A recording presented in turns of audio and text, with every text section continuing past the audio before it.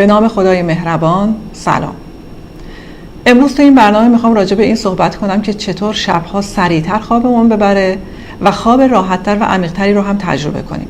از نظر من این دوتا کاملا از هم متفاوتن، یعنی دوتا مقوله جدا از هم هستن و با یه تکنیک نمیتونیم هم سریعتر خوابمون ببره و هم خواب راحت و عمیقی رو تجربه کنیم. اول باید صورت مسئله رو پیدا کنیم، مشکل اصلی رو پیدا کنیم که ببینیم از کجاست و بعد بریم سراغ راه حل. ببینید، افکار ما کنترل کننده کارکرد هورمون خواب یا همون هورمون ملاتونین هستن. مغز ما تمام اندام‌ها و تمام سلول‌های بدن ما رو کنترل میکنه. چطوری کنترل میکنه؟ با مخابره اطلاعات مغناطیسی. اگر این اطلاعات به هم بخوره و از حالت استاندارد خارج بشه، باعث میشه که کارکرد هورمون ملاتونین به هم بخوره و ما خوابمون نبره.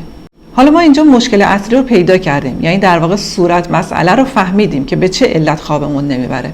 حالا بریم سراغ یه سری از دلایل و راهکارها.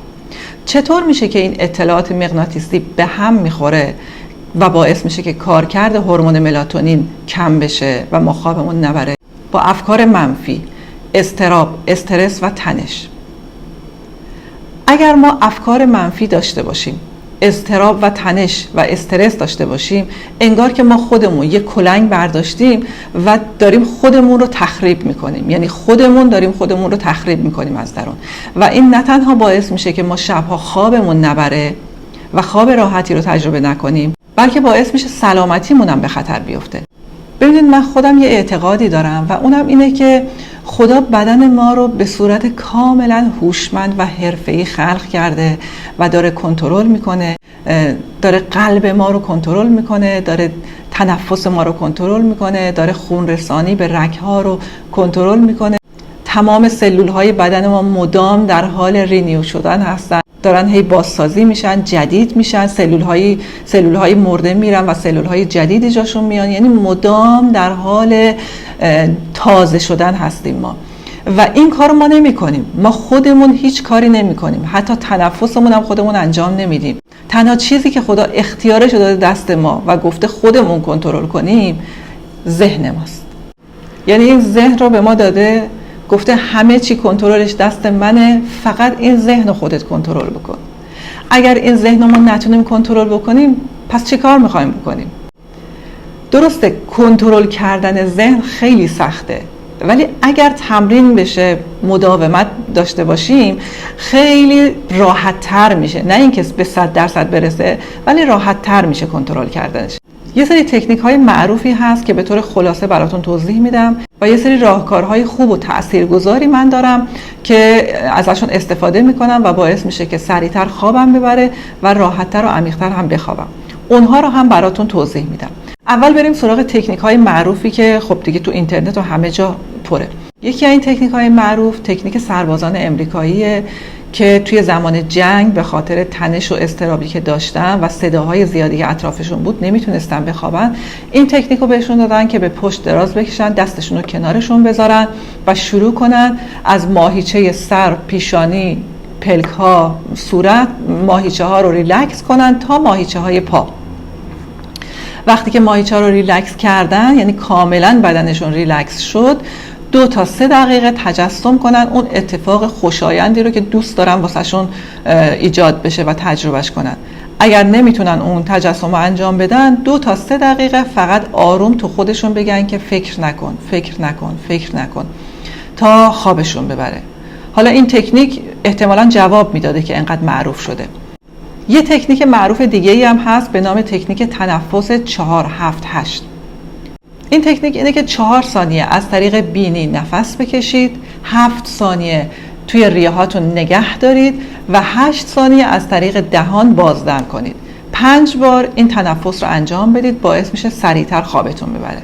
تکنیک های معروف دیگه‌ای به نام تکنیک اکیوپانچر هست، تکنیک های طب سوزنی که روی نقاط عصبی رو میگن 2 تا 3 دقیقه فشار بدید و نگه دارید. مثلا یکی از این نقاط اکیوپانچر کف دسته، یکی از اینها روی نبض دست این بغل، یکی دیگهشون روی این قسمت وسطه که اینجا هم روی نبضه، و 2 تا نبض دیگه هم این قسمت پشت گردن اینجا که 2 تا 3 دقیقه هر کدوم از اینها رو، حالا یا پشت گردن یا کف دست یا روی نبض مچ دست رو 2 تا 3 دقیقه نگه دارید، خوابتون میبره و میتونید اینم امتحان بکنید. من خودم هیچ کدوم این تکنیک‌ها رو استفاده نکردم و نمیدونم به من جواب میده یا نه، ولی شما میتونید امتحانشون بکنید. حالا بریم سراغ یه سری راهکارهایی که من خودم انجام میدم و روی من تاثیر خیلی خوبی داره. شما هم میتونید انجام بدید و البته تمرین میخواد. باید مدام تمرینش بکنید، یعنی هر موقع که میخواید بخوابید باید این کار انجام بدید تا بدنتون عادت بکنه به این راهکارها. ببینید وقتی که ما بدن رو در شرایط استرس، نگرانی و یا اضطراب قرار میدیم، باعث ترشح هورمون کورتیزول میشه و ترشح زیاد و طولانی مدت هورمون کورتیزول اثرات منفی زیادی روی سلامتی ما و روی خواب ما داره. چطور میتونیم افکار منفی رو یا اضطراب و استرس رو از خودمون دور کنیم و کنترل کنیم تا سریعتر خوابمون ببره و خواب راحت و عمیقی داشته باشیم؟ حالا بریم سراغ راهکارهایی که من خودم انجام میدم و تأثیر خیلی خوبی روی سریعتر به خواب رفتن و خواب راحت و عمیقی رو تجربه کردن من داره. یکی از اون راهکارها اینه که وقتی که میرم بخوابم تاق باز میخوابم، چون وقتی که شما تاق باز میخوابی با فرکانس زمین، با مغناطیس زمین هماهنگ میشی و این باعث میشه که انرژی منفی از بدن شما تخلیه بشه. یعنی در واقع مثل 2 تا قطب آهن رو با عمل میکنه، قطب مثبت و قطب منفی. وقتی شما تاق باز میخوابی این انرژی های منفی درون شما از بدن شما تخلیه میشه و این تاق باز خوابیدن باعث میشه سریعتر خوابتون ببره. البته من دیدم بعضیا دمر میخوابن و خیلی هم سریع خوابشون میبره، خیلی هم راحت میخوابن. باید امتحان کنید ببینید کدوم تکنیک به شما جواب میده. و بعد پلکامو میبندم و شروع میکنم به مرور کردن اتفاقات خوشایندی که در طول این روز از صبح تا الان شب برای من و خانوادم ایجاد شده. به اتفاقات منفی و یا مشکلاتی که ایجاد شده اصلا فکر نمی کنم، یعنی سریع ازشون رد میشم. نه اینکه چون میاد توی ذهن، دست ما نیست، تو ذهنمون میاد، ولی سریع ازشون رد میشم. فقط به اتفاقات خوشایند فکر میکنم. حتی مثلا صبحانه‌ای که خوردیم یا حتی مثلا رفتیم فروشگاه خرید کردیم، خدا رو شکر میکنم به خاطر خریدی که کردیم، برای نهار خوبی که خوردیم، برای دوستی که ملاقات کردیم، برای خبر خوشی که از بچه‌هام شنیدم یا برای صحبت‌هایی که با همسرم کردیم و چقدر باعث احساس خوب شد. اینجوری اتفاقات خوشایندی که در طول اون روز براتون ایجاد شده مرور کنید و از اتفاقات منفی سریع رد بشید، نذارید ذهنتون روش گیر بکنه. بعد شروع میکنم به سپاسگزاری کردن و بعد از سپاسگزاری اصلا اواسط سپاسگزاری خوابم میبره، ولی بعضی وقتا که سریع خوابم نمیبره این کارو میکنم. پلکامو میبندم و از پشت پلک ها نگاه میکنم به ابروهام. یعنی نمیدونم دارم واضح و شفاف توضیح میدم یا نه. پلک ها رو میبندم و از پشت پلک ها چشم ها رو به سمت بالا میارم، طوری که انگار دارم ابروهامو نگاه میکنم و به مدت 2 تا 3 دقیقه این کارو میکنم و باعث میشه که خیلی سریع خوابم میبره. چرا این تکنیک جواب میده؟ برای اینکه این تکنیک باعث میشه شما به بی‌ذهنی برسی. یعنی به اندازه 2 تا 3 دقیقه شما به هیچ چیز دیگه‌ای، نه مثبت نه منفی، فکر نمی‌کنید و کاملا بی‌ذهنی رو تجربه می‌کنید و اون بی‌ذهنی باعث میشه که اون هورمون ملاتونین، هورمون خواب، کارکردش خوب بشه، درست عمل بکنه و شما سریع خوابتون ببره. البته بعضیا هستن که قبل از خواب مراقبه میکنن. ممکنه بعضیا مراقبه بکنن خوابشون نبره و یا بعضیا مراقبه بکنن به خاطر اون بی‌ذهنی که انجام دادن خوابشون هم ببره. میتونید مراقبه رو هم امتحان بکنید قبل از خواب که ببینید رو شما چه تأثیری میذاره. اینا تکنیک هایی بود برای اینکه سریعتر خوابمون ببره. حالا بریم سراغ تکنیک هایی که باعث میشه راحتتر و عمیق‌تر بخوابیم. سعی کنید که 7 شب به بعد چیزی نخورید. یعنی اگر میخواید شام بخورید، خوراکی بخورید، هر چی بخورید، تا قبل از 7 شب یا حد اکثر 8 شب بخورید. چون پر بودن معده و روده باعث سنگینی بدن میشه و نمیذاره راحت بخوابید، نمیذاره خواب عمیقی رو تجربه کنید. شما رو نصف شبا از خواب بیدار میکنه. بهتره که قبل از 7 تا 8 شب شما شامتون رو بخورید. یه سنت خوبی که چینی‌ها دارن اینه که خیلی زود ناهار و شامشون رو میخورن، یعنی ساعت 11:30 تا 12:30 همه ناهاراشون رو میخورن، تمام میشه، یعنی تا 12:30 ناهارا خورده شده است. شامشون هم 4:30 شروع میکنن به خوردن تا 5:30 6 حد اکثر شامشون رو میخورن، تمام میشه. یعنی هیچ وقت مثل ماها شامشون رو ساعت 9-10 شب نمیخورن. ما هم الان همون جوری عادت کردیم، زود نهار میخوریم، زود شام میخوریم، اصلا نمیتونیم دیگه ساعت 9-10 شب شام بخوریم. ساعت 6-7 شب دیگه شاممون خورده شده است. شما هم سعی کنید شامتون رو زودتر بخورید. شام سعی کنید کربوهیدرات نخورید. کربوهیدرات مثل نون، برنج، ماکارونی، سیب زمینی، اینها دیر هضمن و باعث میشن که تو معدتون و رودتون بمونه و نتونید راحت بخوابید. سعی کنید شام سبک مثل سالاد و گوشت مرغ بخورید، اینها سریعتر هضم میشه. 7 شب یا 8 شب به بعد سعی کنید که دیگه میوه، خوراکی، تخمه، هیچ اسنک دیگه ای نخورید، چون یه سری از میوه ها یا همین تخمه و خوراکی ها هستن که به اصطلاح ما ایرانی ها میگن سر دلم مونده، میمونه تو معدتون و دیر هضم میشه. این باعث میشه که شما نتونین شبها خواب راحت و عمیقی رو داشته باشین. قهوه، چای و الکل ننوشید. البته اگر چای میخواید بنوشید سعی کنید چای سبز بخورید. اگر چای سبز دوست ندارید میتونید چایتون رو به صورت خیلی کم رنگ بنوشید، چون چای پررنگ هم کافئین داره و اون هم باعث میشه که شما نتونید شب خواب راحت رو داشته باشید. فعالیت ورزشی خیلی مهمه دوستان. اگر فعالیت ورزشی نکنیم گردش خون و جذب اکسیژن تو بدن پایین میاد و انواع دردها سراغمون میاد. حتی شده پیاده روی بکنید. حتی اگر پیاده روی هم نتونستید بکنید، شبها قبل از خواب ایستاده به دیوار تکیه بدید و 10 تا نفس عمیق بکشید. این 10 تا نفس عمیق باعث میشه که جذب اکسیژن بدنتون بالا بره و گردش خونتون بهبود پیدا بکنه، هم راحت تر بخوابید و هم بدنتون سلامت تر بشه. من درباره پیاده روی توی این فایل توضیح دادم براتون. میتونید این فایل رو ببینید و از اون 3 روش پیاده روی که من توضیح دادم الگو بگیرید و یکیشو انجام بدید. یه چیز جالب دیگه ای که الان یادم اومد بهتون بگم اینه که چینی‌ها فعالیت بدنی زیادی دارن، یعنی آگاهانه برای خودشون فعالیت فیزیکی ایجاد میکنن. خیلی رسمه، حالا اونایی که چین رفتن یا چین زندگی میکنن میدونن.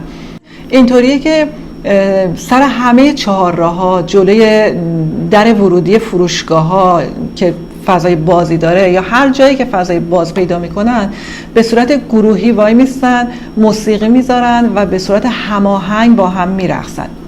اصلا این کار هر روزشونه، یعنی امکان نداره شما دم غروب، همه اینا هم دم غروب انجام میشه ها، دم غروب که هوا داره تاریک میشه، امکان نداره شما یه گروه چینی رو نبینی که موسیقی گذاشتن و دارن هماهنگ با هم میرقصن و رقصای خیلی جالبی هم دارن و این باعث میشه که فعالیت فیزیکی داشته باشن، چون دم غروب این کار رو میکنن، بدنشون خسته تر میشه و شبها راحت تر میخوابن. و مورد آخری که میخوام دربارش توضیح بدم اینه که دوستان اگر نصف شب از خواب بیدار میشید، چون برای همه این اتفاق میفته، برای خود منم اتفاق میفته، نصف شب یک دفعه تو خواب عمیق هستی، از خواب عمیق بیدار میشی، یه دفعه یه احساس منفی، احساس نگرانی میاد تو ذهن آدم، اصلا نمیدونم، انگار که آگاهانه آدمو بیدار میکنه که اون فکر منفی رو بندازه تو ذهنمون و استرس و نگرانی بده.